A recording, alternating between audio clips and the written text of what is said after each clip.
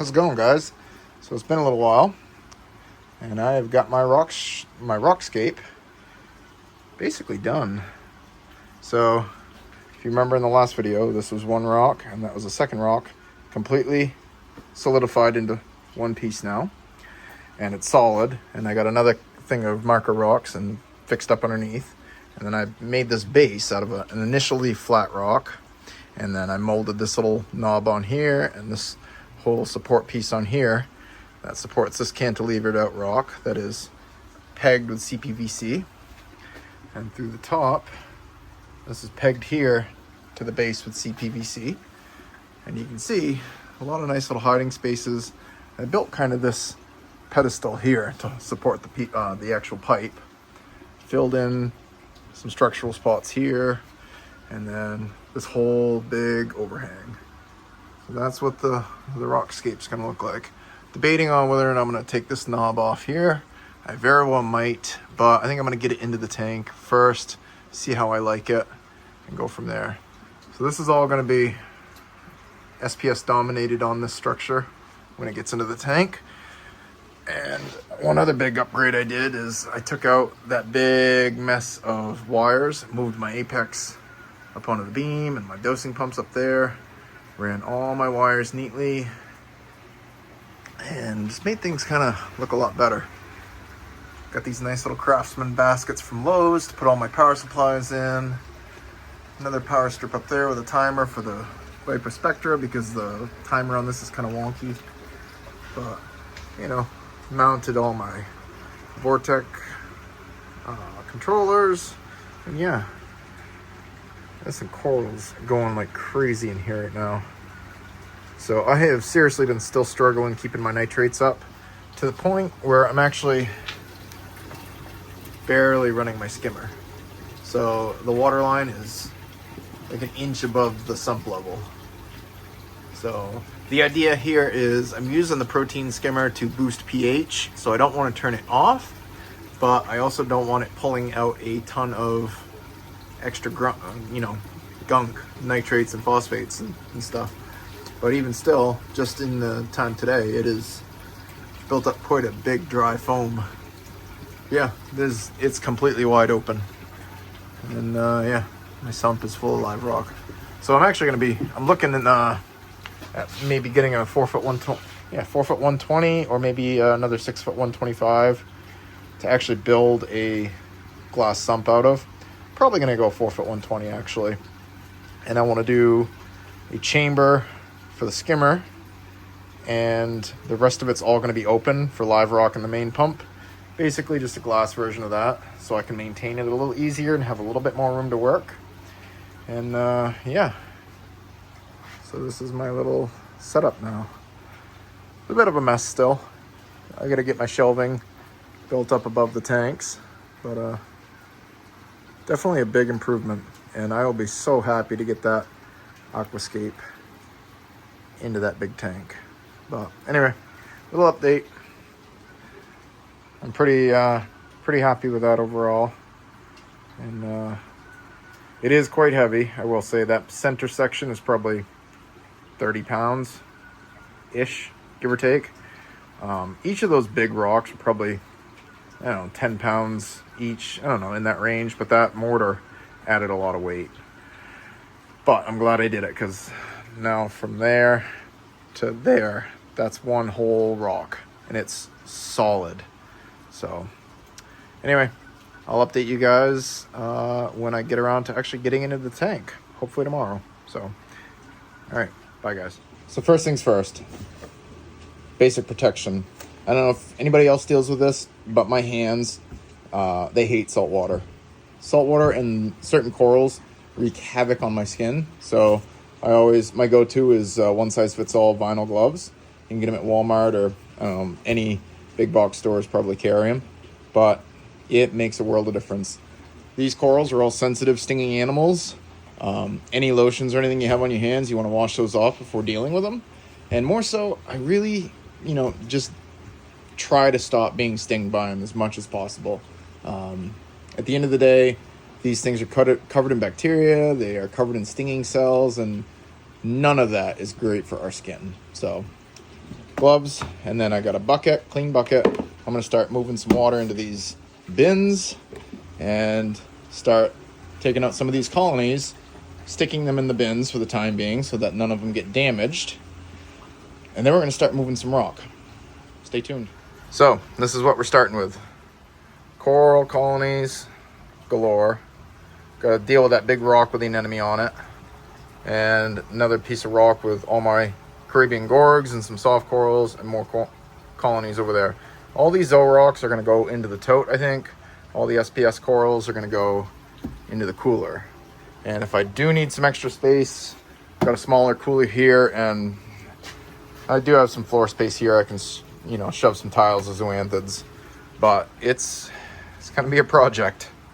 So it may just be a regular red Montipora capricornus, but look at the size of this. And this was grown from 2 chunks, actually. There was a seam in the middle, and it's fused right together. And in the cooler it goes. And that's my, what was no-name Acropora, and I'm 99% positive it's Ore Joe the Coral Acropora. Based on the lineage I can trace, and all the information I can find. Oh, and I've got another big colony of red Montipora here. This one was actually just a couple little frags. And, you know, it's a super common, super fast growing coral, but I really like it. I don't care if it's fast growing. I mean, look at that. How can you not like that? That's gorgeous. It really fills out the space in the tank too. So this is coming over here. And I may have underestimated the amount of space I'm gonna need. This is just 3 corals. Hopefully I don't bust them up. I'm gonna lean this one over here a little bit. That's a lot of coral. Just 3 pieces. All right, time for another. Let's see. Get that neon green Montipora, which is probably not gonna be an issue for where it's at, but we'll see. This thing has been growing like a weed.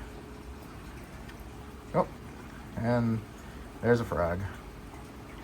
Yep, gotta love it. I don't even know where I broke that off. Oh, actually, that's not a bad thing. It broke off under there. But,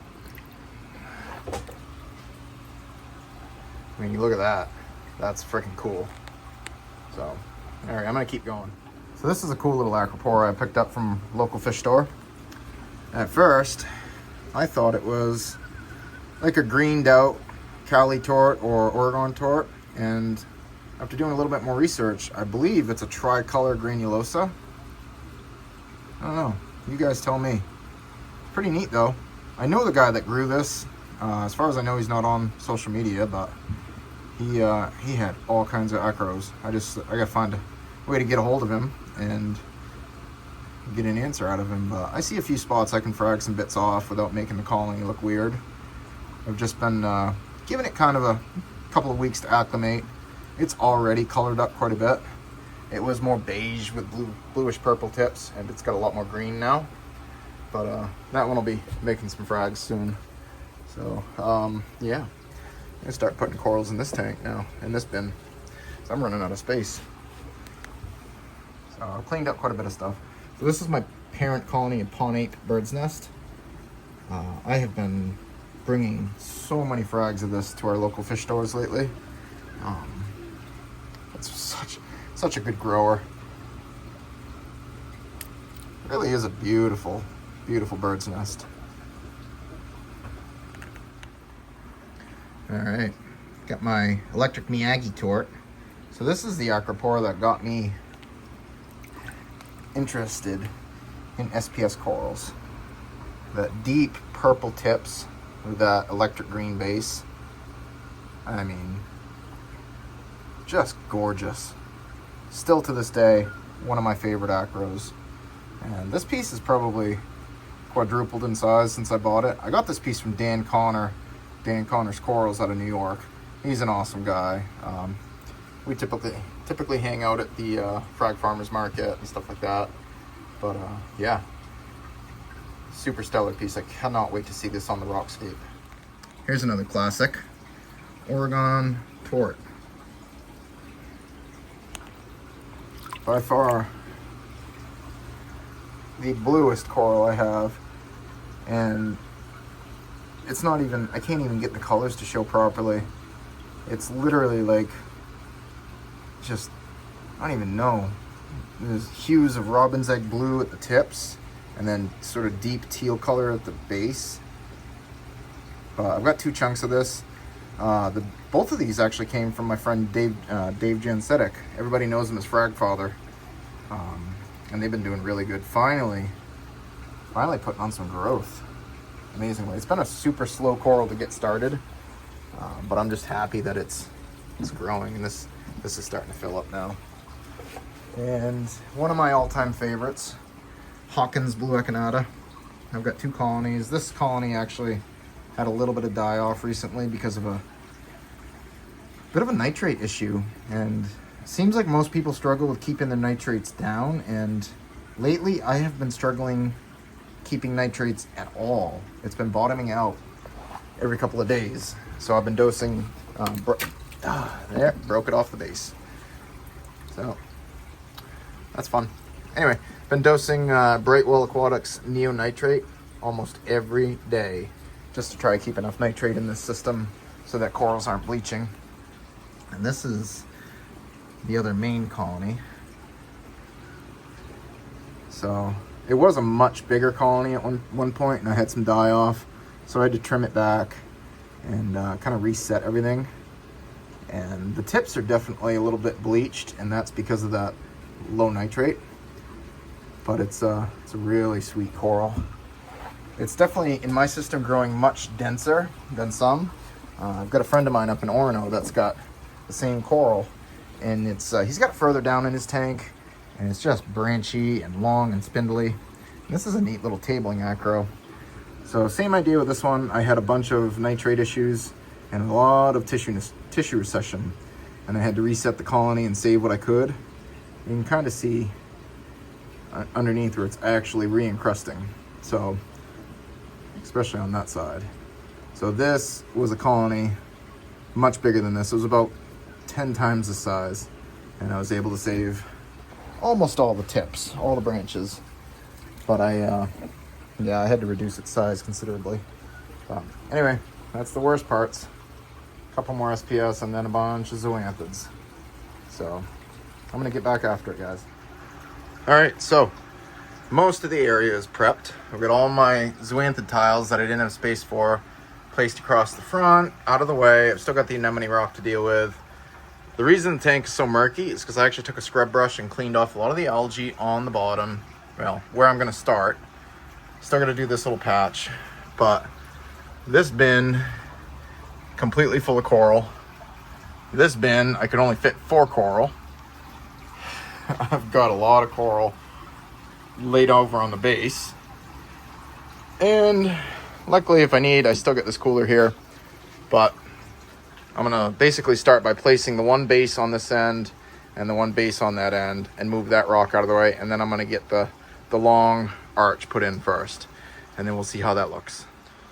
So this is the base pillar for this whole big rock structure, and all it is there's a essentially a flat piece of, I'm assuming it's Marco rock. I'm honestly not sure. This was secondhand rock, but just a flat piece. There's a little knob of dead rock here, a little knob of dead rock, a little knob of dead rock there, and I just kind of molded all of these in with the Marco rocks. And there's actually 3 knobs here, little rocks, with a piece of CPVC here, and I just kind of molded it all together, and this interlocks with this hole here, and then this piece of rock here, another piece of CPVC, actually goes into this hole, and it kind of just molds together, and then the rest of it just kind of sits on this over here. So that's what I got to work with. Now, the one thing I did read, so I've read somewhere that this stuff should be leached before you put it in the tank, and then I've read that it doesn't matter. The leaching process is apparently supposed to leach out any extra calcium oxides or something like that. Basically stuff that would spike your alkalinity and your pH. And if that's the case, it's actually not going to hurt my tank, because I am constantly trying to raise pH and alkalinity in my system. So anything extra that might come out of it, is probably going to be beneficial. So we will see. I've got enough water on hand to do big water change immediately after if need be, and enough to make up another water change for today. So worst case, I should be covered. Well guys, the rocks are in. Let's just say I didn't want to make it any bigger than I did. The tank's a little bit murky, but it will clear. And yeah, debating on whether or not that anemone rock is going to stay. It's a bit chunky for that spot, and I'd actually like to move the whole scape down another 3 or 4 inches, I think. But we'll see. So far, pretty happy with it.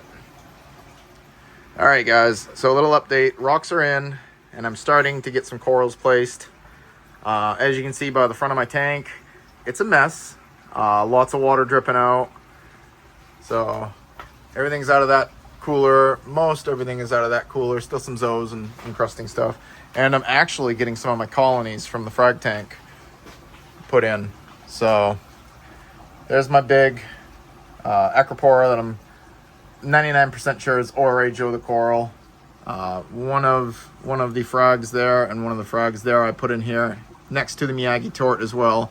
So basically, I posted on some different Facebook groups. Everybody thought I was mixed up with my frags versus my colony. All my frags are right over there.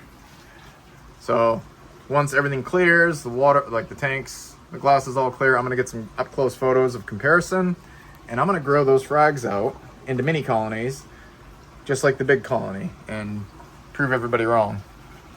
But we're getting there. I got a lot of acroporas I gotta find homes for on here. And some of these Monties, like that big green Monty, I have no idea what I'm gonna do with that. I'm probably gonna trim that down a little bit, or do something over there. I have no idea, but I wanted to put one of them on this, just not enough space. This rock would be amazing for a 180, that 24-inch front to back. Being that this is a 6'1", 125, it's only 18 inches front to back, and that is really restrictive. But I figure it's something cool to put on that little knob. 2 different bird's nests there. At that granulosa that I might stick there. Either that or it's going to go up here. I'm not sure yet. We're going to find a home for everything. But stay tuned, guys. This is going to be pretty epic when I'm done. Well, it's the next day, and this is what I was able to get done yesterday. I did get all my fish added, and that went relatively smoothly. I still got all my soft corals on the far right I've got to deal with. Big green Montipora I'm probably going to move. I actually fragged that, a big chunk of that off. That big red Montipora, I've got to secure that. The red Montipora in the back, got to secure that. And the big Pawnape bird's nest, I'm probably going to frag that out and replace it with one of the mini colonies I've got. And I've got to deal with that big anemone rock and, you know, some soft corals there too. But so far so good. A little bit of algae on that far side to scrape in the back, but I'm pretty happy with it. And don't mind the glass on the frag tank, I haven't cleaned that yet, but surprisingly enough, I didn't gain that much space, mainly because I made a bunch of new frags in the process. But things are coming along, and a cool surprise, I'm up to 4 of the Nexus Burst bubble tips now, so that was a nice little bonus. But yeah, that's the basically almost completely SPS dominant reef tank now. It'll be interesting to see when that rock starts getting coralline growing on it, because that will color up nicely. But there's some really nice pieces in here.